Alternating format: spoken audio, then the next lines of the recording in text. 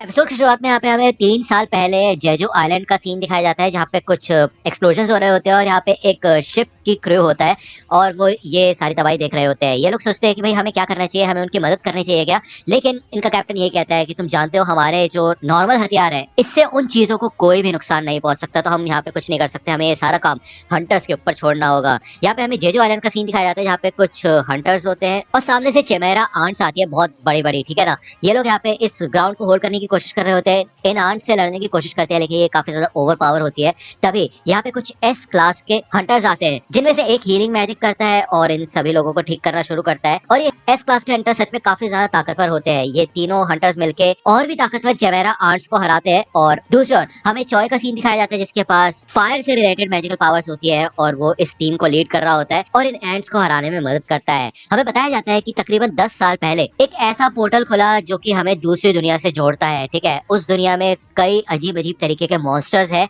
जिनके ऊपर हमारे हथियारों का कोई भी फर्क नहीं पड़ता। सिर्फ कुछ चुनिंदा लोग ही ऐसे हैं जिनके अंदर स्पेशल एबिलिटीज है और वो ही उनसे लड़ सकते हैं। उन लोगों को हम हंटर्स कहते हैं। हंटर्स को अलग अलग क्लास से डिवाइड किया जाता है, जैसे कि सबसे टॉप जो होते हैं वो एस रैंक के होते हैं, उसके बाद A B C D E ये सारी रैंक्स होती है। लेकिन इसमें एक ट्विस्ट है कि एक बार किसी इंसान को उसकी पावर्स मिल जाती है, यानी कि जब वो अवेकन हो जाता है तो वो अपनी पावर्स को दोबारा और आगे नहीं बढ़ा सकता। जिस बंदे को जो रैंक मिल गई वो उसी रैंक के साथ जीता है। ये यहाँ पे ट्विस्ट है। इधर हमें फिर से आज का सीन दिखाया जाता है अभी का, और ये जो पोर्टल है अभी भी यहाँ पे मौजूद होता है और ऐसा लगता है कि अब ये लोग यहाँ पे रेड मिशंस करते हैं डंजन्स में जाके। इधर हमें किम नाम के आदमी का सीन दिखाया जाता है, जो कि इधर रिलैक्स कर रहा होता है। भाई ये लोग रेड मिशन की तैयारी कर रहे होते हैं, तभी पार्क नाम का एक बंदा आता है और किम कहता है कि मुझे तो लगा था तुमने हंटरगिरी का काम छोड़ दिया है, तुम यहाँ पे क्या कर रहे हो। तो पार्क बताता है कि एक्चुअली उसकी वाइफ प्रेग्नेंट है और इसी वजह से उसको थोड़ा टाइम नहीं मिला, लेकिन अब वो फिर से ज्वाइन हो चुका है। तभी यहाँ पे एक संग नाम का बंदा आता है और उसको सब भाई हाय हेलो करते हैं। तो पार्क पूछता है भाई ये बंदा है कौन, कुछ ज्यादा ताकतवर है क्या ये, जो सब लोग इससे हाथ वाथ मिला रहे हैं, मतलब यानी कि उसके बारे में पूछ रहे हैं, हालचाल पूछ रहे हैं उसका। तो किम कहता है नहीं एक्चुअली ये इसका उल्टा है, ये आज तक का सबसे ज्यादा कमजोर हंटर है, ठीक है। और मेरे ख्याल से यही है हमारा प्रोटैगनिस्ट, ठीक है। इसके काफी चोट भी लगी हुई होती है और ये काफी ज्यादा कमजोर होता है। हमें बताया जाता है कि जो ई रैंक है, सबसे लोएस्ट रैंक के डंजन में जब ये लोग गए थे वहां पे लड़ाई की थी, तो सिर्फ यही एक अकेला बंदा था जिसको चोट लगी थी, ठीक है ना, जो कि बुरी तरह से जख्मी हो गया था और हॉस्पिटल में भी पहुंच गया था। तभी इधर एक लड़की आती है जिसका नाम होता है जू ही, ठीक है। वो संग के बारे में काफी ज्यादा कंसर्न होती है और वो यही पूछती है तुम्हें इतनी ज्यादा चोट कैसे लगी, तुम अपना ख्याल नहीं रख सकते क्या, एंड ऑल, ठीक है। तभी यहाँ पे एक मीटिंग होती है और ये बंदा बताता है कि आज ये बंदा इनका कैप्टन होगा जिसका नाम है सॉन्ग, ठीक है। तो बेसिकली ये इस पूरी टीम का कैप्टन होता है और इस पूरी टीम में सबसे हाईएस्ट रैंकिंग के मेंबर्स होते हैं और आज ये जाने वाले होते हैं डी रैंक के डंजन के अंदर लड़ने के लिए, ठीक है ना। किम कहता है कि हे संग तुम हमारे साथ ही रहना तो तुम्हें ज्यादा चोट नहीं लगेगी, ठीक है। जूही भी इधर साथ में ही जाती है और हमें दिखाया जाता है संग के पास एक नाइफ होती है जिसके अंदर थोड़ी बहुत मैजिकल पावर्स होती है। उसके इनकम के हिसाब से वो यही अफोर्ड कर सकता है, लेकिन कुछ ना होने से अच्छा है कुछ तो है उसके पास लड़ने के लिए। और वो ये कहता है कि आज वो अपनी जी जान से लड़ेगा। वही हमें दूसरी ओर प्रेसिडेंट का सीन दिखाया जाता है और इन लोगों की गवर्नमेंट के साथ मीटिंग होती है और हमें बताया जाता है कि जब हंटर्स डंजन्स में जाते हैं इन मॉन्स्टर से लड़ने के लिए तो उन्हें कुछ जेम्स मिलते हैं, कुछ क्रिस्टल्स मिलते हैं, जिसके बदले ये लोग पैसा कमाते हैं उन्हें बेच के, ठीक है ना। हमें दिखाया जाता है संग का सीन जिसको एक छोटा सा क्रिस्टल मिल चुका होता है, भले उसकी ज्यादा वैल्यू नहीं होती है लेकिन उसको उसका पहला क्रिस्टल मिल चुका होता है। तभी उसके ऊपर एक गॉब्लिन आके अटैक करता है और इस वजह से उसकी ब्लेड भी टूट जाती है, जिसके बाद वो उसको काफी खतरनाक अटैक करता है उसके पेट पे। यहाँ पे संग को बचाने के लिए, बैकअप करने के लिए एक हंटर आ जाता है, लेकिन भाई संग काफी बुरी तरह से जख्मी हो चुका होता है। जो ही इधर आती है और संग को हील करना शुरू कर देती है, जिससे हमें पता चलता है कि वो एक अपर रैंक की हंटर है और उसके पास हीलिंग मैजिक है, लेकिन इतना ज्यादा पावरफुल नहीं है वो मैजिक। संग इधर देखता है कि कैसे बाकी हंटर्स अपनी ताकतों का इस्तेमाल करते हैं और हमें साथ साथ बताया जाता है ये जो हमें मैजिक जेम्स मिलते हैं ये उतने ही ताकतवर होते हैं जितने ताकतवर बीस्ट को हराया जाता है। तो मतलब कोई ताकतवर मॉन्स्टर है उसको हराने से उतना ही ताकतवर जेम हमें मिलेगा और उन्हीं जेम की मदद से काफी ताकतवर हथियार भी बनाए जाते हैं, जिससे कि और भी ज्यादा ताकतवर बीस्ट को हराया जा सके, ठीक है ना, समझ रहे हो ना। लेकिन भाई दूसरी ओर अगर गवर्नमेंट की बात करें तो वो इन जेम्स का इस्तेमाल करके एनर्जी सोर्स बना सकते हैं, वो इसी के ऊपर रिसर्च कर रहे हैं। अभी जो न्यूक्लियर पावर है और बाकी सारी जो चीजें उससे काफी ज्यादा पोल्यूशन होता है, लेकिन जहां तक बात है इन जेम्स की, इसकी मदद से वो लोग काफी अच्छी खासी एनर्जी सोर्स बना सकते हैं। इसी वजह से वो चाहते हैं कि उन लोगों को इसका एक्सेस दिया जाए, यानी कि गवर्नमेंट को, ठीक है ना। यहाँ पे जूही काफी ज्यादा चिंतित होती है संग के लिए, क्योंकि अगर थोड़ा सा ज्यादा ऊपर होता अटैक तो वो एक झटके में मर जाता। यहाँ पे भले हंटर्स ने इनके बॉस को हरा दिया होता है, लेकिन इनको ज्यादा जेम्स नहीं मिले होते हैं। और बात करें अगर संग की तो उसको सिर्फ एक ई रैंक का मैजिक जेम मिला होता है और वो ये सोचता है कि भाई अपनी जिंदगी को दांव पे लगाना वो भी इस चीज के लिए फायदेमंद नहीं है कि नहीं। तभी इन लोगों को एक गुफा यहाँ पे मिलती है जो कि काफी गहरी होती है और इनको पता चल जाता है कि यार इस गुफा के अंदर और भी ज्यादा बीस्ट और मॉन्स्टर्स होंगे, लेकिन इस गुफा के अंदर जाना और भी ज्यादा खतरनाक हो सकता है। इस सिचुएशन में इनको हंटर एसोसिएशन को रिपोर्ट करना होता है और वापस जाना होता है, लेकिन ये लोग यहाँ पे रहकर डिसाइड करते हैं कि इनको करना क्या है। अब क्योंकि इनको ज्यादा जेम्स नहीं मिले होते इसका तो ये है कि इनको ज्यादा पैसे भी नहीं मिलेंगे और अगर ये लोग इस केव के अंदर जाते हैं तो हो सकता है कि इनको और भी ज्यादा जेम्स मिले और इनको पैसा मिल पाए। सॉन्ग जो कि इस टीम का कैप्टन होता है वो ये कहता है कि हम इस चीज को नजरअंदाज नहीं कर सकते कि ये काफी ज्यादा खतरनाक भी हो सकता है, तो ठीक है फिर हम ऐसा करते हैं, वोट करते हैं कि अंदर जाना चाहिए या फिर नहीं जाना चाहिए। ये सभी लोग वोट करते हैं और जूही मना करती है, भले ही पार्क और किम अंदर जाने के लिए हाँ बोल देते हैं। तो 6-6 वोट हो चुके होते हैं, एक तरीके से ड्रॉ हो चुका होता है और एंड में सिर्फ संग ही बचा होता है जिसने अभी तक वोट नहीं किया होता। वो थोड़ा सोचता है कि उसके पिता मिसिंग है, यानी कि गायब हो चुके हैं, उनको कोई अता पता नहीं है, वो ही सिर्फ अकेला मेंबर है फैमिली का जो कि कमा सकता है। उसकी मॉम काफी ज्यादा बीमार है और उसके मेडिकल एक्सपेंसेस निकालने हैं उसको, साथ ही साथ उसकी सिस्टर को कॉलेज जाना होता है, जिस वजह से सिर्फ संग ही बचता है जिसे अपनी फैमिली को सपोर्ट करना है और उसे पैसे की जरूरत है, जिस वजह से वो डिसाइड करता है कि वो जाएगा। दूसरी ओर हमें इधर हंटर एसोसिएशन का सीन दिखाया जाता है और इधर एक बंदा होता है जो कि एक ब्लैक ऑर्ब को टच करता है जिसकी मदद से उसकी मैजिकल एनर्जी का पता चलता है और उसे उसकी रैंक बताई जाती है। तो यार ये एक तरीका है सिलेक्शन का, ठीक है ना। यहाँ पे काफी सारे कॉन्ट्रैक्टर्स भी होते हैं जो कि भाई अलग अलग हंटर्स को अपने एसोसिएशन में हायर करने के लिए खड़े हुए होते हैं, ठीक है ना, कॉन्ट्रैक्ट बेसिस पे। ओके, वही यहाँ पे एक आदमी होता है जो कि मिस्टर चॉय से बात कर रहा था। अब यार मिस्टर चॉय वही एस रैंक का हंटर था जो कि फायर वाली पावर का इस्तेमाल कर रहा था और ऐसा लगता है कि अब उसकी खुद की एक एसोसिएशन है। वो ये कहता है कि चाहे किसी भी एज का हो या फिर कोई भी जेंडर हो, अगर उस बंदे के अंदर टैलेंट है तो उसको हायर कर लो, ठीक है। वैसे भी चाह है से ताकतवर और टैलेंटेड कोई भी नहीं है हमारी एसोसिएशन में, तो अब चाहे कौन है हमें भी बताया जाएगा। यहाँ पे एक औरत होती है, उसका बैग छीन के 2 गुंडे टाइप भाग रहे होते हैं स्कूटी पे और तभी यहाँ पे एक बंदी आती है और भाई वो काफी कमाल की एंट्री मारती है इधर और पर्स भी ले लेती है, ठीक है। ये और कोई नहीं बल्कि चाहे होती है और इसको देख के सबके सब लोग काफी ज्यादा एक्साइटेड हो जाते हैं और ऐसा लगता है ये काफी ज्यादा पॉपुलर है, लेकिन साथ ही साथ वो काफी ज्यादा शर्मीली भी होती है, तो वो इन लोगों से बात भी नहीं कर पाती, वो जल्दी से कूद के यहाँ से चली जाती है। वो काफी ज्यादा फुर्तीली होती है और हमें साथ साथ ये भी बताया जाता है कि वो एस रैंक की हंटर है। दूसरी ओर हमें गुफा का सीन दिखाया जाता है। ये लोग तकरीबन 40 मिनट से इस गुफा के अंदर जा रहे होते हैं और संग माफी मांगते हैं जूही से कि मेरी वजह से तुम्हें आना पड़ा यहाँ पे, मेरे वोट की वजह से। तो जूही यहाँ पे काफी ज्यादा गुस्सा करती है और वो कहती है तुम्हें समझ नहीं आता क्या, तुम्हारी जान खतरे में है, अभी पूरी तरह से हील भी नहीं हुए हो तुम। तो संग मन में कहता है कि वो तो बी रैंक की हीलर जूही की मदद से वो हमेशा बच जाता है, वरना भाई उसकी तो वाट लग जाए हमेशा, वो बेचारी हील कर देती है उसे। तो जूही जब संग को देखते हो तो वो यही कहती है कि ऐसा लगता है कि तुम्हें सच में बुरा लग रहा है, तो अगर तुम मुझसे माफी मांगना चाहते हो तो तुम मुझे कुछ खिला सकते हो, ठीक है ना।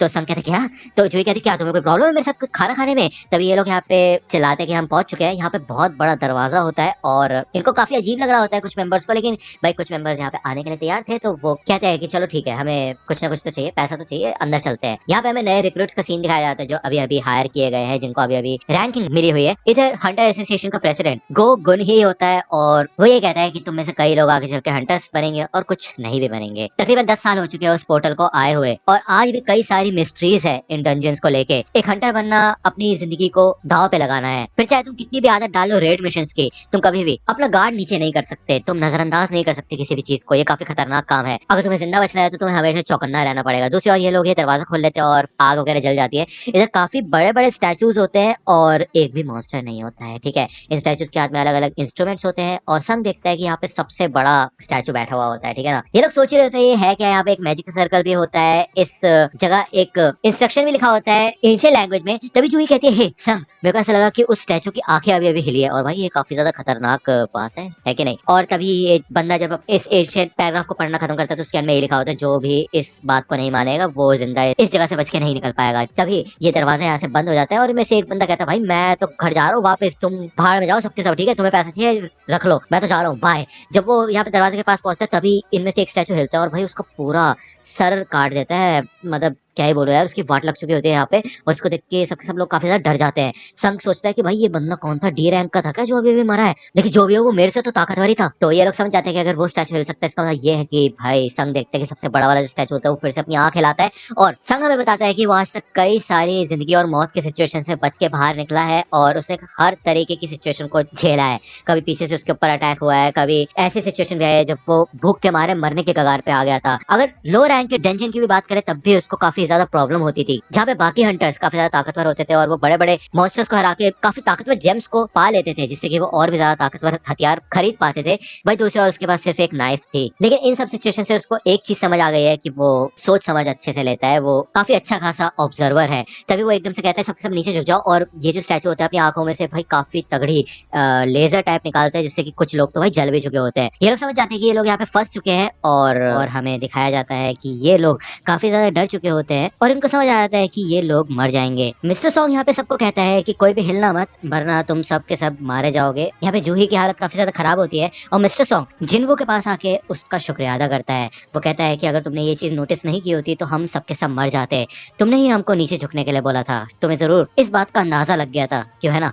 तो यहाँ पे जिन्वो देखता है कि मिस्टर सॉन्ग का एक हाथ कट चुका होता है, लेकिन एटलीस्ट वो जिंदा होता है। इधर जिन्वो मिस्टर सॉन्ग के हाथ में पट्टी कर देता है खून रोकने के लिए। अब जो ही यहाँ पे काफी ज्यादा डरी हुई है, और वैसे तो वो बी रैंक की हंटर है और उसके अंदर काफी ज्यादा पावर्स होनी चाहिए, लेकिन वो आसान रेड्स में ही हिस्सा लेती है क्योंकि वो दिल से काफी ज्यादा कमजोर है। मिस्टर सॉन्ग इस स्टैचू को देख के समझ जाता है कि ये जरूर एक ए रैंक या फिर एस रैंक का दुश्मन है। उस टैबलेट पे कुछ कमांडमेंट्स लिखे हुए हैं और उनका हमें ध्यान रखना होगा। तो ये कमांडमेंट्स मैं आपको बता देता हूँ। पहला है गॉड की पूजा करो, दूसरा है गॉड की प्रशंसा करो यानी कि बड़ाई करो, और तीसरा है गॉड में भरोसा रखो। तो इस डंजन के यहाँ पे कुछ रूल्स हमें बताए गए हैं और यही 3 रूल्स हैं, और अगर इन रूल्स को कोई नहीं मानता तो वो मारा जाएगा और इस डंजन से वो कभी भी जिंदा नहीं निकल पाएगा।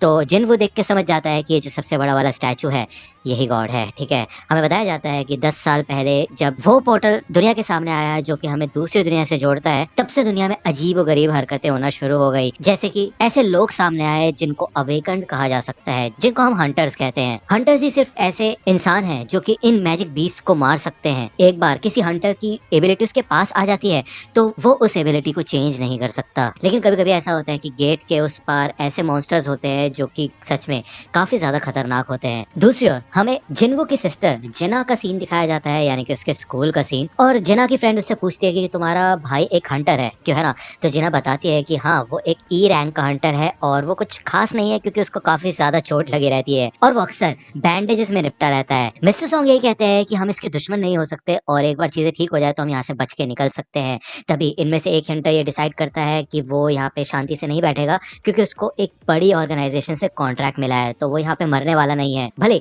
मिस्टर सॉन्ग उसे रुकने के लिए कहते हैं, लेकिन ये बंदा अपनी स्पीड पे काफी ज्यादा कॉन्फिडेंट होता है और वो ये कहता है कि वो इतना तो तेज है कि वो दरवाजे तक पहुंच सकता है और यहाँ से बच के निकल सकता है, लेकिन उससे ज्यादा तेज ये गॉड होता है और वो पलक झपकते ही भाई इस बंदे को पूरा जला के रख देता है। इस बंदे के बस पैर पैर बचे होते हैं। मिस्टर सॉन्ग और जिन्वो दोनों के दोनों समझ जाते हैं कि ये गॉड सच में सबसे ज्यादा ताकतवर है और ये पलक झपकते इनको मार सकते हैं, बिल्कुल जैसे ये लोग चींटी के समान हो। लेकिन कुछ तो बात है कि अभी तक इस गॉड ने इन लोगों को नहीं मारा है, जबकि वो एक पल में ही इनको खत्म करके रख सकता है। ये उन मैजिक बीस्ट से काफी ज्यादा अलग है जो कि हमें वैसे देखने को मिलते हैं। तो जिन्वो को याद आता है उन इंस्ट्रक्शंस के बारे में और वो पूछता है कि पहला कमांडमेंट क्या था। तो मिस्टर सॉन्ग बताता है कि पहला कमांडमेंट था कि गॉड की पूजा करनी है। तो जिन्वो इधर जब थोड़ा सा खड़ा होने का ट्राई करता है तभी ये गॉड एकदम तैयार हो जाता है इसको जलाने के लिए, लेकिन तभी जिन्वो नीचे झुक जाता है एकदम से और वो गॉड वहीं पे रुक जाता है। तो ऐसा लगता है कि ये लोग एक लेवल से ऊपर अपने सर को नहीं उठा सकते, यानी कि गॉड के सामने इनको अपने सर नीचे करके रखने हैं, अपने घुटने टेक के रखना है। तो जिन्वो इन सबको कहता है कि अपने घुटने टेक दो उसके सामने और झुक जाओ नीचे, ठीक है ना। मिस्टर सॉन्ग सोचता है कि इसका मतलब ये है कि अगर हम ऐसा करते हैं तो हम बच सकते हैं। जैसे ये लोग अपने घुटने टेकते हैं, ये गॉड का जो चेहरा होता है काफी तगड़ी तरीके से चेंज हो जाता है, काफी खतरनाक लग रहा होता है। ये सब के सब लोग घुटने टेक के नीचे बैठे होते हैं, तो ऐसा लगता है कि कुछ तो चीजें ठीक हो रही है।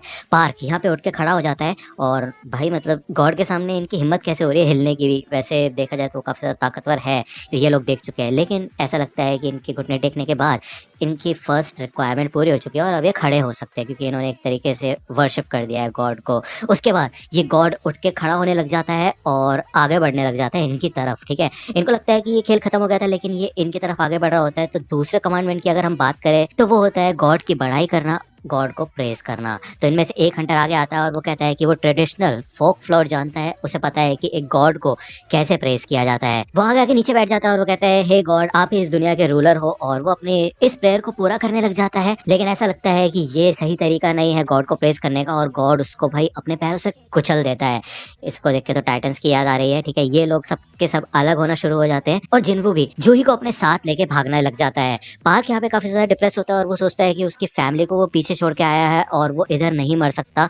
वो इनमें से एक स्टैचू के पास आके जब खड़ा होता है तो उस स्टैचू के हाथ में स्वॉर्ड होती है और वो पार्क को बिल्कुल बीच में से काट के रख देता है, ठीक है ना। तो भाई वो गॉड तो अलग ही खतरनाक बंदा है, लेकिन उसके अलावा ये जो बाकी स्टैचूज है ये भी सच में काफी ज्यादा खतरनाक है, ठीक है। जिन्हो यहाँ पे सोच रहा होता है कि भाई कैसे किया जाए प्रेज गॉड को, एक सही तरीका क्या हो सकता है गॉड को प्रेज करने का।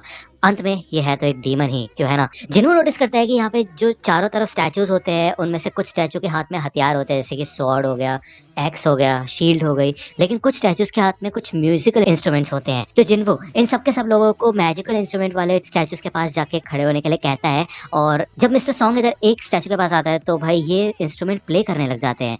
तो ये लोग एक एक करके हर इंस्ट्रूमेंट वाले स्टैचू के नीचे जाके खड़े होते हैं।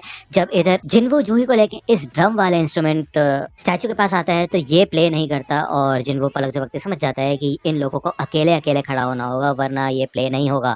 तो जूही को इधर छोड़ के वो दूसरे स्टैचू की ओर भागना शुरू कर देता है और अब सिर्फ वही अकेला बचा होता है जो किसी स्टैचू के नीचे नहीं है, जिस वजह से गॉड उसकी तरफ बढ़ना शुरू कर देता है। यहाँ पे गॉड काफी ज्यादा फुर्तीला होता है और उससे बचने के चक्कर में इधर जिन्हो गलती से शील्ड वाले स्टैचू के पास आ जाता है जो कि उसके ऊपर हमला भी कर देता है। तब भी जिन्हो इधर हार नहीं मानता, वो आगे बढ़ता रहता है उस सिंगिंग स्टैचू के पास। जैसे वो उसके पास पहुंचता है वो स्टैचू सिंग करने लग जाती है, जिस वजह से गॉड यहाँ पे रुक जाता है। और यही तरीका था गॉड को प्रेस करने का। गॉड की स्माइल भी गायब हो चुकी होती है और वो अपनी सीट पे आके बैठ जाता है। इसके बाद ये लोग फिर से अपनी जगह से हिल सकते हैं, कोई दिक्कत वाली बात नहीं है, लेकिन जिन्हो का पैर कट चुका होता है। इधर जूही उसका पैर हील करने की कोशिश करती है और उसको हील करने के चक्कर में वो अपनी लिमिट भी टच कर देती है, उसकी आंखों और मुंह से खून भी निकल जाता है, ठीक है। अब ये लोग सोचते हैं कि अब इन्हें करना क्या है। इधर एक ऐसा टाइम भी आता है जब ये सब के सब लोग मिस्टर सॉन्ग को ब्लेम करने लग जाते हैं कि उनकी वजह से ये लोग इस सिचुएशन में फंसे हैं। खास करके किम ब्लेम करता है मिस्टर सॉन्ग को, ठीक है। तो मिस्टर सॉन्ग यहाँ पे अपनी गलती भी मानता है। अब सिर्फ एक लास्ट कमांडमेंट बची होती है और तभी एक प्लेटफॉर्म टाइप बन जाता है इस पूरे रूम के बीच में, ठीक है ना, जिसको हम ऑल्टर भी कह सकते हैं। मेथोलॉजी में आकर अक्सर देखा जाता है कि गॉड के लिए किसी को बलि चढ़ाना पड़ता है और यही होता है सैक्रिफाइस, ठीक है ना, यही इनको करना होगा। तो किम कहता है कि मिस्टर सॉन्ग की वजह से हम यहाँ पे फंसे तो इसी को यहाँ पे जाना चाहिए और एक रिस्पॉन्सिबिलिटी लेनी चाहिए इन सब के लिए। तो मिस्टर सॉन्ग इसके लिए कोई भी अपोज नहीं करता और वो आगे बढ़ता है इस प्लेटफॉर्म की ओर। जैसे वो इस घेरे के अंदर जाता है तो यहाँ पे एक फ्लेम जलने लग जाती है। जिन्हो मन में सोचता है कि क्या उसको एक लिविंग सैक्रिफाइस नहीं चाहिए, तो वो बाकी दो हंटर से मदद मांगता है खड़े होने के लिए क्योंकि उसका एक पैर कट चुका है। वो कहता है कि प्लीज मेरे को उस ऑल्टर के पास लेके चलो। जब वो यहाँ पे इस ऑल्टर के अंदर आते हैं यानी कि इस घेरे के अंदर आते हैं तो दो और रोशनी जल उठती है। वो समझ जाता है कि इन सबको यहाँ पे मौजूद होना होगा इनके आखिरी कमिटमेंट को पूरा करने के लिए। जिनको पूछता है कि मिस्टर सॉन्ग क्या हमें कोई बचाने के लिए आएगा, तो मिस्टर सॉन्ग कहता है कि आज 7 दिन हो गए इस डंजन को बने हुए, मेरे ख्याल से वो लोग कुछ ना कुछ तो करेंगे ही। 7 दिन बाद ये गेट पूरी तरह से ओपन हो जाएगा और डंजन ब्रेक हो जाएगा। अब यार डंजन ब्रेक होने का मतलब ये है कि सारे के सारे जो मैजिक बीस्ट हैं वो इंसानी दुनिया में प्रवेश कर जाएंगे और एक तरीके से आजाद हो जाएंगे। इसीलिए ये लोग रेड मिशन करते हैं जो कि एक टाइम लिमिट के अंदर करना होता है और जल्दी से बॉस को हरा के इस गेट के थ्रू बाहर आना होता है। अगर ये लोग समय पे इस जगह से बाहर नहीं निकले तो ये गॉड असली दुनिया में चला जाएगा और भाई क्या ही तबाही मचाएगा। दूसरी ओर हमें फिर से जिना का सीन दिखाया जाता है जो कि हॉस्पिटल में आती है अपनी मॉम से मिलने के लिए और सारा का सारा अपडेट देती है अपने मॉम को कि वो अपना नेशन वाइड एग्जाम देने वाली है और उसका भाई आज लेट है, ठीक है। भले उसकी मॉम यहाँ पे सो रही होती है और होश में नहीं होती कह सकते हैं हम। जिनको बाकी दो बंदों को भी साथ में बुला लेते हैं यानी कि किम और जूही को, जिससे कि ये सारी की सारी फ्लेम्स जलने लगे। उसके बाद ही पता चलेगा कि इनका क्या होगा। जैसे ही ये सब के सब लोग इस घेरे के अंदर आते हैं तो एक और बाहर वाले घेरे में ब्लू कलर के फ्लेम्स जलने लग जाती है और गेट ओपन हो जाता है। पहले इनको लगता है कि ये एक साजिश है और इनमें से एक ब्लू फ्लेम बुझती है और ये सारे के सारे स्टैचूज इनकी ओर बढ़ना शुरू कर देते हैं। मतलब भाई बहुत खतरनाक सिचुएशन है ये, ठीक है ना। इनकी तरफ बढ़ना शुरू करते हैं। जिनको यहाँ पे समझने की कोशिश करता है कि क्या सीन है क्या नहीं।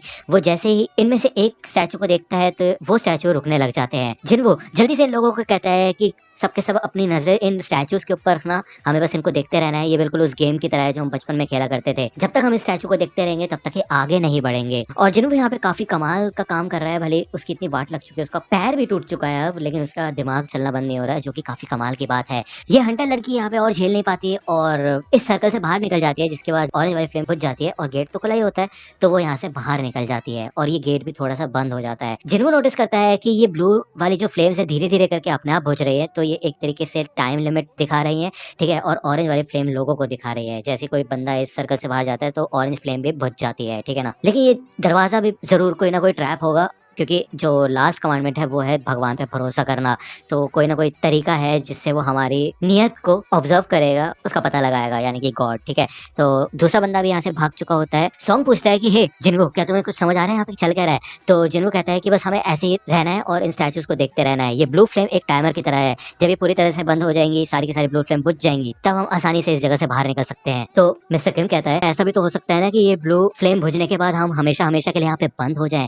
तो यार ऑब्वियस सी बात है, जिन्वो कौन सा मास्टर है यहाँ का, उसको थोड़ी ना पता है कि क्या हो सकता है क्या नहीं। लेकिन मिस्टर किम उसकी तारीफ करता हुआ ये कहता है कि जबकि तुम सबसे ज्यादा कमजोर हो हम लोगों में से, अभी तुम्हारी वजह से ही मैं जिंदा हूँ यहाँ पे, तो उसके लिए शुक्रिया। लेकिन दरअसल बात यह है कि बाहर मेरी फैमिली मेरा इंतजार कर रही है और मैं मरना नहीं चाहता, मैं घर जिंदा जाना चाहता हूँ, तो मैं और इंतजार नहीं कर सकता। तो भाई मिस्टर किम भी यहाँ से भाग जाता है। तो जिन्वो जूही और मिस्टर सॉन्ग को यहाँ से जाने के लिए कहता है और वो कहता है तुम अपनी जान बचाओ और मेरे को छोड़ दो। लेकिन मिस्टर सॉन्ग भी यहाँ पे अपना सेक्रीफाइस करने के लिए तैयार होता है। यहाँ पे जूही अपने पैर हिला नहीं पाती, उसकी हालत नहीं होती बिल्कुल भी चलने की, क्योंकि उसने अपनी ताकतों को कुछ ज्यादा इस्तेमाल कर दिया है। जिन्वो इन दोनों को यहाँ से जाने के लिए कहता है और मिस्टर सॉन्ग जूही को बेहोश करके अपने साथ लेके चले जाते हैं और एंड में सिर्फ और सिर्फ यहाँ पे जिन्वो बचा होता है। उसको समझ आ जाता है कि वही अकेला सिर्फ है जो यहाँ पे जिंदा बचेगा और वो एक साथ सारे के सारे स्टैचूज को भी नहीं देख सकता। तो जिन स्टैचूज को वो नहीं देख पा रहा है वो उसकी तरफ कंटिन्यूसली बढ़ते रहेंगे। वो यही सोचते हैं कि काश वो ज्यादा इंश्योरेंस ले लेता अपने लिए, और फिर भी यहाँ पे वो अंत तक लड़ने के लिए तैयार होता है। वो यहाँ पे तलवार उठा लेता है, लेकिन ये स्टैचूज उससे कई ज्यादा ताकतवर होते हैं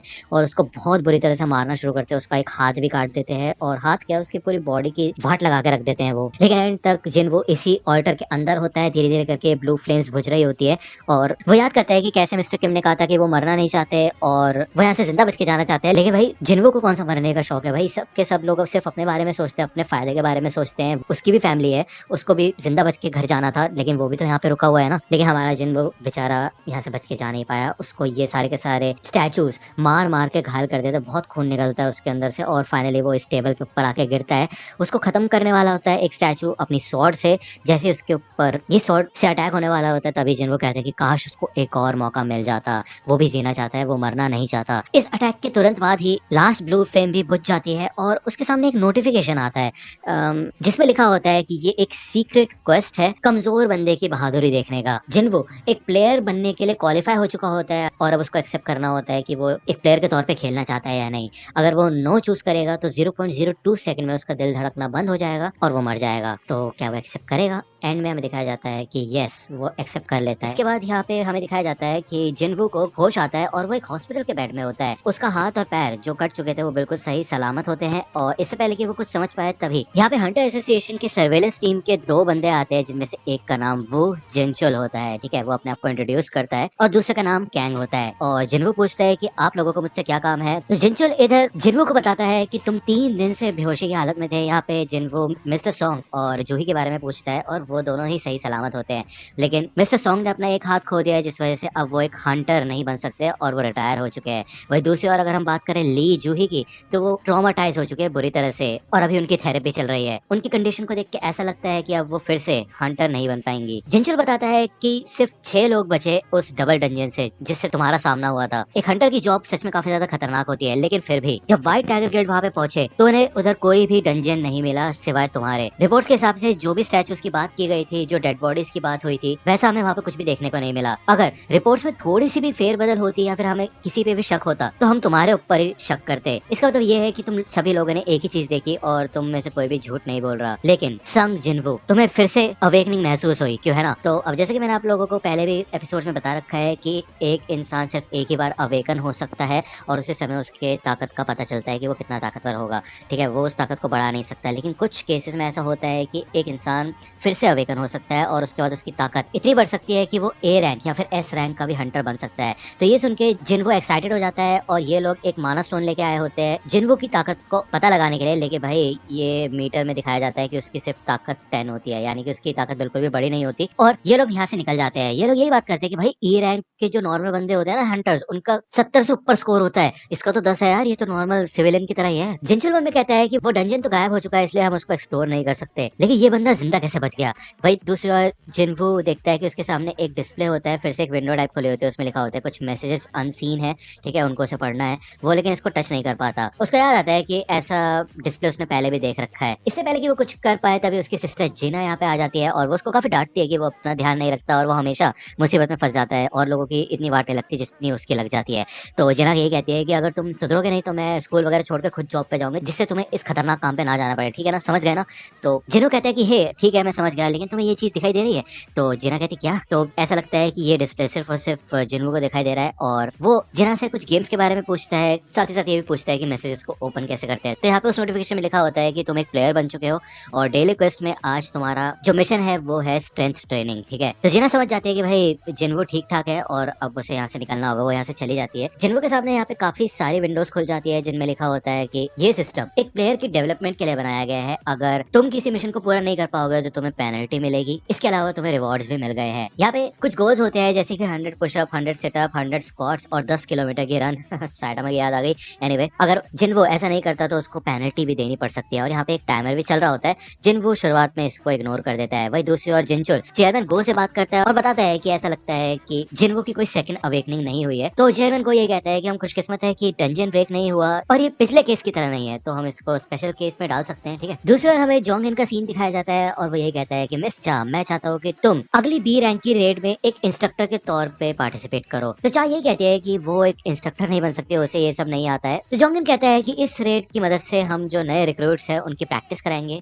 और उनके टेस्ट की तरह होगा ये सब कुछ, ठीक है ना। तुम्हें चिंता करने की कोई जरूरत नहीं है, नॉर्मली जैसे तुम लड़ती हो वैसे तुम्हें लड़ना है, वो लोग बस तुम्हें देख के सीख लेंगे, ठीक है ना। मुझे पता है तुम काफी ज्यादा टैलेंटेड हो। हंटर गिल्ड इस कंट्री के 5 सबसे बड़े गिल्ड में से एक है, लेकिन अगर इंटरनेशनल लेवल पे देखा जाए तो हम किसी इंडिविजुअल की पावर को नहीं बढ़ा सकते हैं कि नहीं, लेकिन उनके एक्सपीरियंस को बढ़ा सकते हैं, और जब वो समय आएगा तो हम उसके लिए तैयार रहेंगे।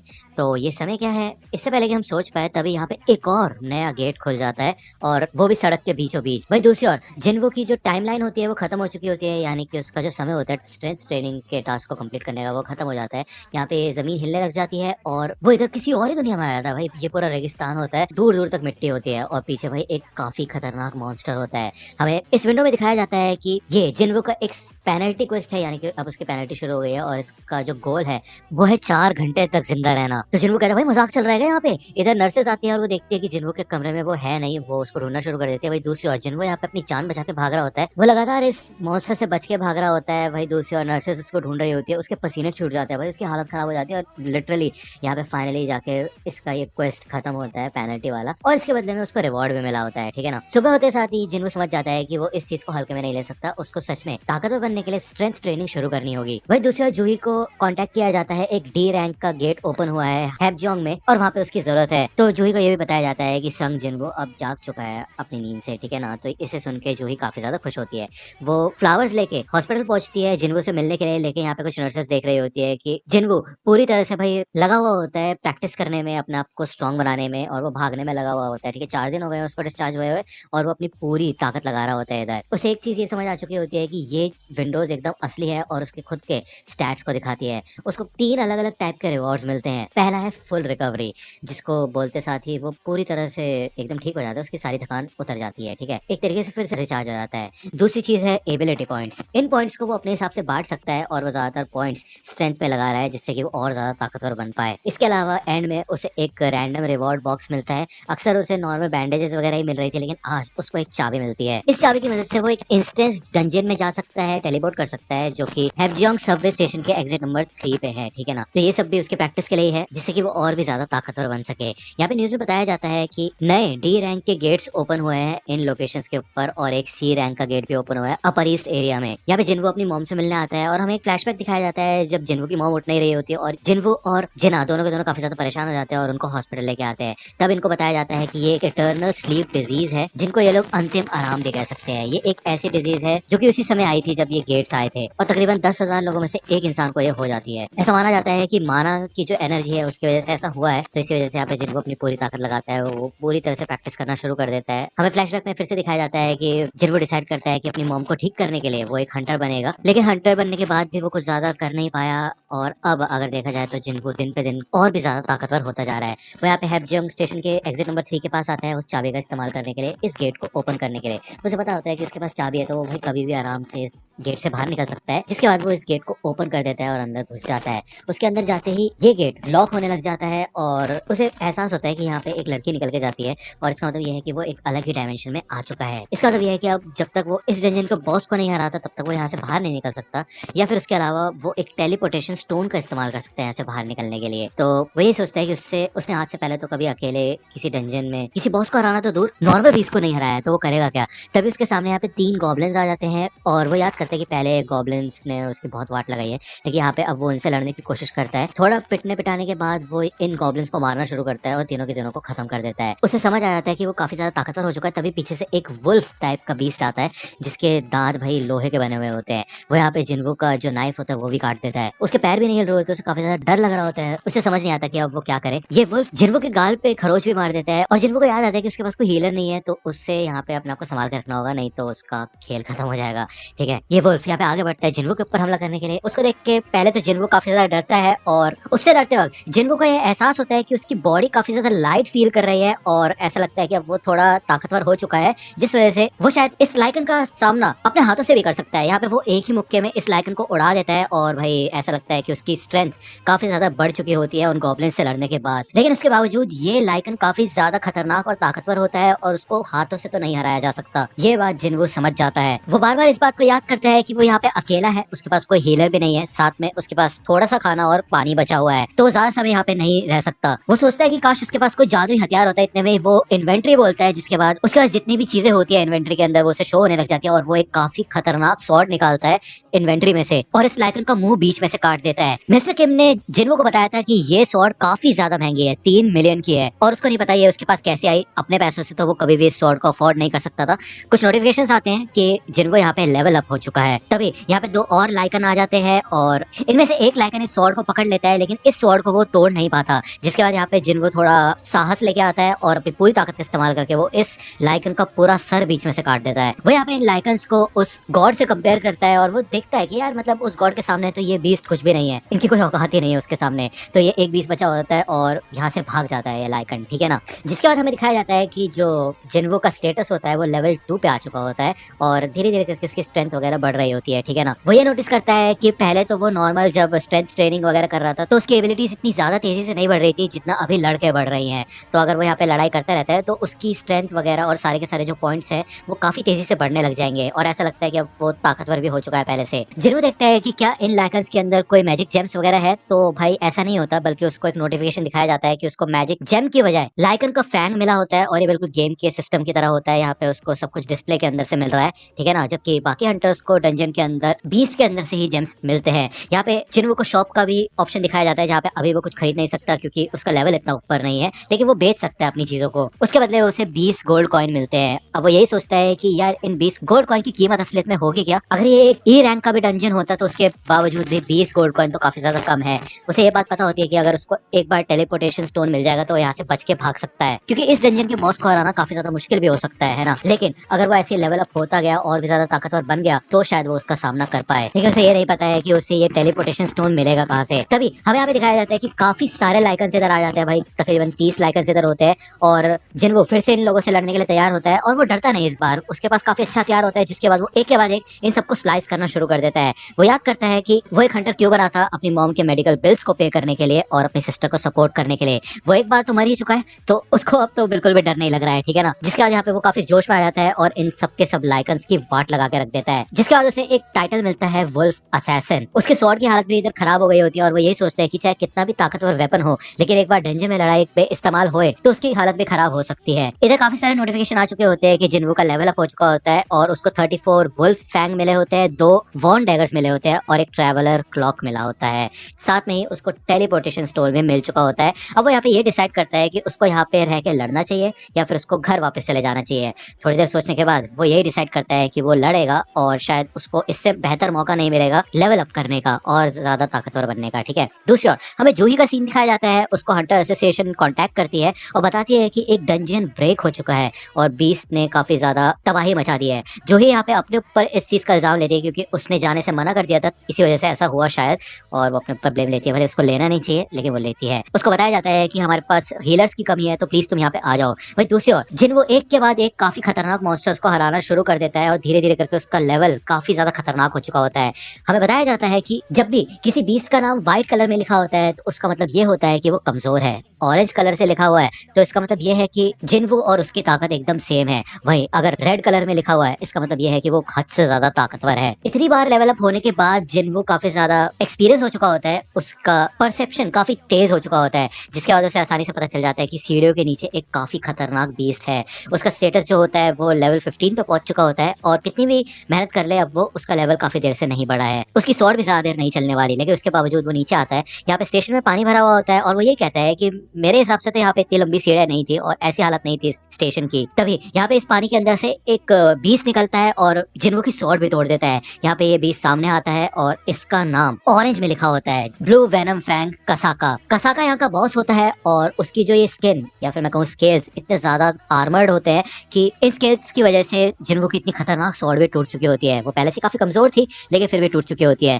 तो यहाँ पे जिन्वो किसी तरह उसको डैमेज पहुंचाने की कोशिश करता है, लेकिन कसाका यहाँ पे काफी ज्यादा खतरनाक होता है और इतना खतरनाक होता है कि वो यहाँ पे जिन्वो को पटक पटक के मारता है। लेकिन जिन्वो का कॉन्फिडेंस यहाँ पे काफी ज्यादा बढ़ चुका है, वो यहाँ पे हारने नहीं वाला और वो अपने आप को मोटिवेट करता है इधर कि वो ऐसे पड़ा नहीं रह सकता, ये जिंदगी जो चल रही है उसकी बेकार सी। जहाँ पे उसको weakest Hunter of all Mankind का टाइटल दिया गया था, यानी कि पूरी इंसानियत का सबसे कमजोर हंटर। तो उसको ये चीज चेंज करनी होगी। वो सॉन्ग की बात को याद करता है और सॉन्ग ने उसे बताया था कि लोग तुम्हें कमजोर कहते हैं लेकिन तुम्हें उनको गलत साबित करके दिखाना है। तुम ट्रेन करो, तुम आगे बढ़ो और भी ज्यादा ताकतवर बनो। जिसके बाद यहाँ पे फिर से जिन्फू इस बीस्ट यानी कि कसाका को उस गॉड से कंपेयर करता है और उसको पता चल जाता है कि यार फिर चाहे लोग कितने भी ज्यादा ताकतवर हो, कितने भी ज्यादा टैलेंटेड हो, लेकिन अगर उनके सामने एक बार कोई स्ट्रॉन्ग चीज आती है तो वो भी बेसहारा हो जाते हैं। तो इससे कोई फर्क नहीं पड़ता कि कौन स्ट्रॉन्ग है या फिर कौन वीक है कि नहीं, हमें बस अपना 100% देना होता है। जिसके बाद यहाँ पे जिन्फू काफी ज्यादा मोटिवेट हो जाता है और कसाका से लड़ने की कोशिश करता है। यहाँ पे उसको एक अलग सी एनलाइटमेंट फील होती है, भाई एक लाइट टाइप जलती है उसके अंदर से, ठीक है ना। और वो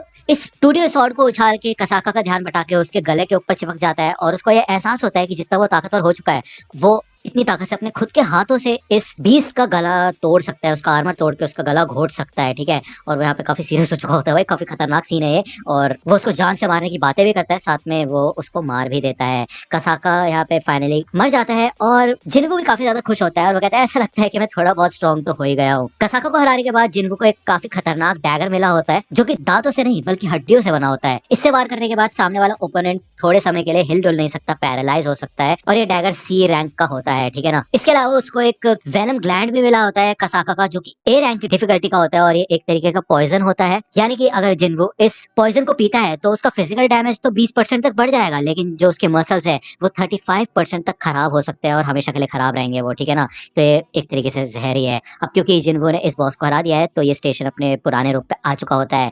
जिन्वू हैपजोंग स्टेशन से बाहर निकलता है तो देखता है यहाँ पे कोई होता नहीं है, एक गार्ड होता है और वो पहले तो जिन्वू को पहचानता नहीं कि वो एक हंटर है, लेकिन उसको देख के वो उसको काफी रिस्पेक्ट देता है और वो कहता है कि अच्छा आप हंटर हो, चलो मेरे साथ चलो। यहाँ पे ज्यादातर 20 को तो हरा दिया है लेकिन सिर्फ अब एक बॉस बचा हुआ है। तो जिन्वू कहता है ऐसा लगता है कि एक डंजन ब्रेक हो चुका है। तो यहाँ पे अब आपको पता है जिन्वू का परसेप्शन काफी तेज हो चुका है, यानी कि उसको एकदम से एहसास हो जाता है कि सबसे ताकतवर बीस्ट कहाँ पे है। तो उसको पता चल जाता है कि यहाँ पे एक काफी खतरनाक बॉस घूम रहा है और इससे यहाँ पे कुछ लो रैंक के हंटर्स लड़ने की कोशिश कर रहे होते हैं, लेकिन ये बिल्कुल भी उसका सामना नहीं कर पाते क्योंकि इस बीस्ट के आसपास एक शील्ड टाइप बनी हुई होती है, ठीक है। इनके साथ जूही भी होती है और वो काफी ज्यादा डरी हुई होती है। भले वो एक हीलर है लेकिन भाई गॉड के डर की वजह से वो अभी भी यहाँ पे सदमे में होती है। जिन्वू ये सब देख के समझ जाता है कि वो अभी भी सदमे में है और उसको ये भी पता चल जाता है कि ये बॉस उससे तो कमजोर ही है जिसको वो अभी हरा के आया है, यानी कि कसाका को, ठीक है ना। तो यहाँ पे वो अपनी टूटी हुई स्वॉर्ड को तैयार करता है फेंकने के लिए और वो अपनी पूरी ताकत लगा के इसको फेंकता है जिससे कि इस बॉस का आर्मर टूट जाता है और ये सबके सब लोग इस बॉस के ऊपर हमला करके इसको हरा देते हैं। भले ये सबके सब लोग पहले तो अपने ऊपर क्रेडिट लेते हैं लेकिन इनमें से एक बंदा होता है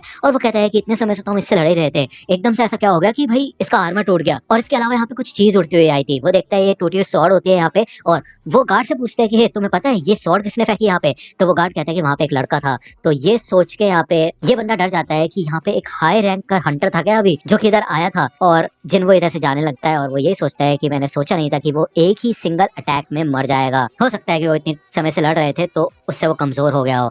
हॉस्पिटल का सीन दिखाया जाता है और यहाँ पे भाई जिन्वू कंटिन्यूअसली अपने वर्कआउट पे ध्यान दे रहा होता है, लेकिन उसी वजह से उसकी बॉडी काफी ज्यादा कमाल की हो चुकी होती है। और इसका एक साइड इफेक्ट ये है कि जो सारी नर्सेज होती है हॉस्पिटल के अंदर वो काफी ज्यादा इम्प्रेस हो जाती है भाई उसकी बॉडी को देख के।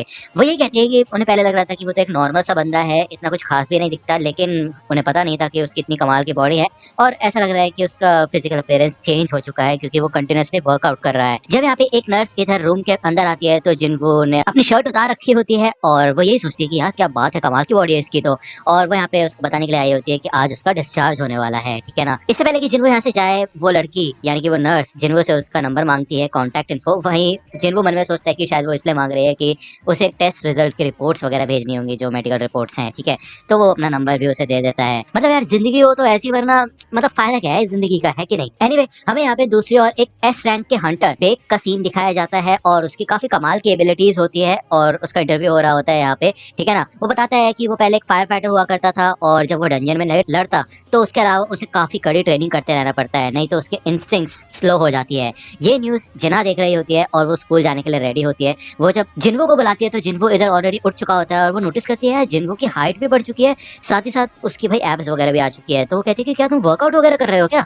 ये सही है यार लड़के लोगों का, तुम लोग ट्रेनिंग करके इतने हाइट भी बढ़ा लेते हो अपनी, वाह चलो मैं यहाँ से चलती हूँ। तो जेना इधर से चली जाती है और जिन्वो भी नोटिस करता है कि यार उसकी मसल्स काफी ज्यादा आ चुकी है और ऐसा इसलिए क्योंकि उसकी एबिलिटी स्टैट्स बढ़ चुके हैं, ठीक है ना। अगर ऐसे चलता रहा वो आगे चल के भाई एक बॉडी बिल्डर बन जाएगा। जिन्वो ने अपने सारे गोल्स कंप्लीट कर लिए होते हैं सिवाय रनिंग के। आज उसने 10 किलोमीटर रनिंग नहीं की होती है तो वो सोचता है कि वो बाद में कर लेगा, ठीक है। वही उसके पास कुछ ऐसे पॉइंट्स होते हैं जो उसने अभी तक एलोकेट नहीं किए होते। वो थोड़ा सोचता है कि उसको किस चीज पे ज्यादा ध्यान देना चाहिए, स्ट्रेंथ पे या एजिलिटी पे। स्ट्रेंथ एक तरीके से वो है कि जब वो किसी के ऊपर मुक्का मारे और वो इम्पैक्ट पड़े, एजिलिटी उसके मुक्का सहने की एबिलिटी है, ठीक है ना। तो इन दोनों में ही बांट देता है इन पॉइंट्स को। ओके तभी उसके लैंडलॉर्ड का उसे फोन आता है रेंट के लिए। उसने काफी समय से रेंट नहीं भरा है और वो इतने समय से फोन भी नहीं उठा रहा था क्योंकि वो हॉस्पिटल में था, ठीक है। लेकिन एक तो बात है जिन वो नोटिस करता है कि वो अब पहले से तो ताकतवर बन चुका है। जहाँ पे वो पहले किसी गॉब्लिन को नहीं हरा पाता था अब वो आसानी से उन गॉब्लिन्स को हरा देता है।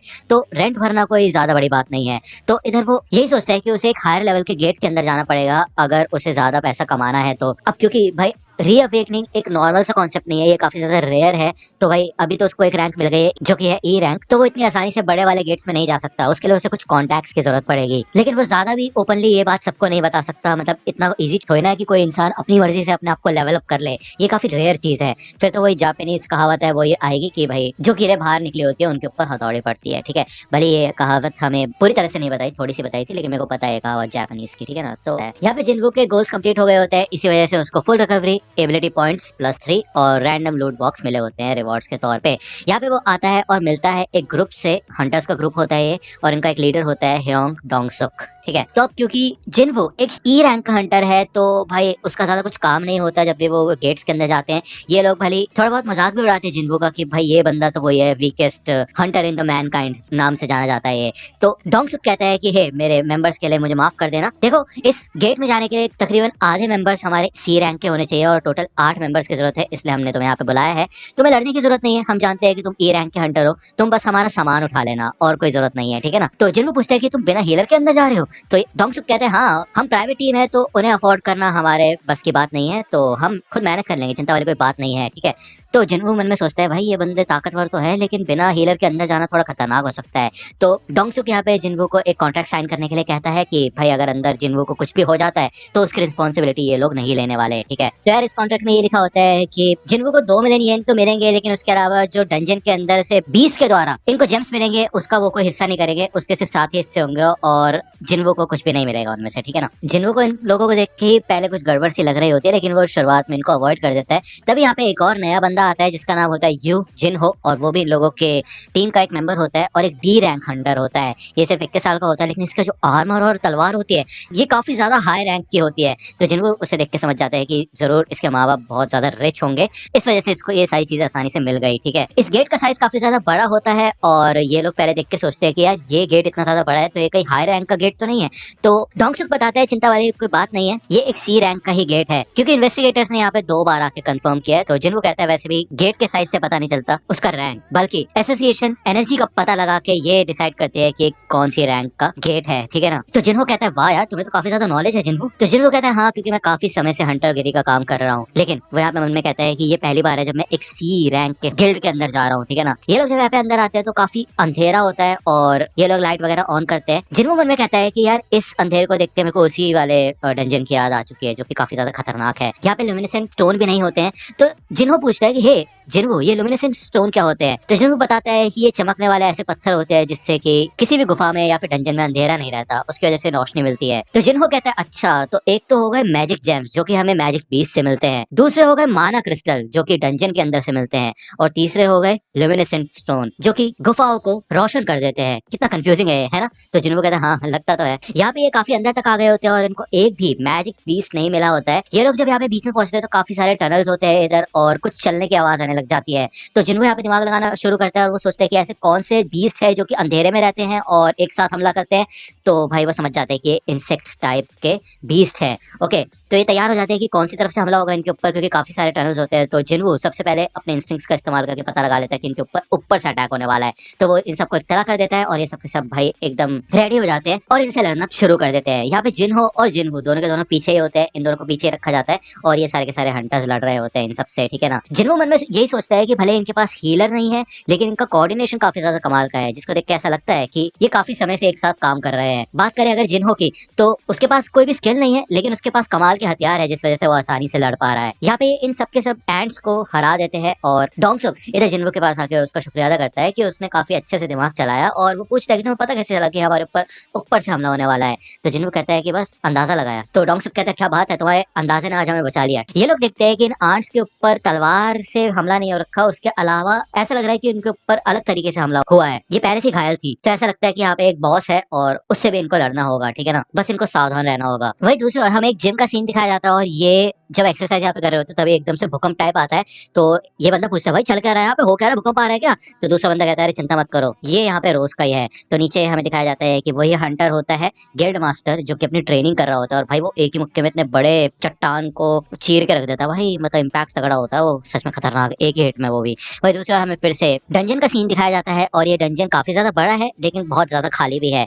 एक भी मैजिक बीस्ट इनको इतनी देर से नहीं मिला होता है। यहाँ पे जिन्हों बार बार जिन्हों से पूछा होता है कि ये सामान काफी ज्यादा भारी लग रहा है, तुम्हें कोई प्रॉब्लम तो नहीं हो रही ना, इतनी देर से तुम चल रहे हो। तो जिन्हों कहता है देखो कोई बात नहीं, वैसे भी मुझे लड़ना नहीं पड़ रहा है तो बिना किसी मेहनत के पैसे मिल रहे हैं, चिंता वाली कोई बात नहीं है। तो वो मन में कहता है हाँ चिंता वाली तो बात नहीं है लेकिन कुछ ज्यादा ही अच्छा लग रहा है ये सब कुछ तो गड़बड़ लग रही है मेरे को, लेकिन समझ नहीं आ रहा क्या।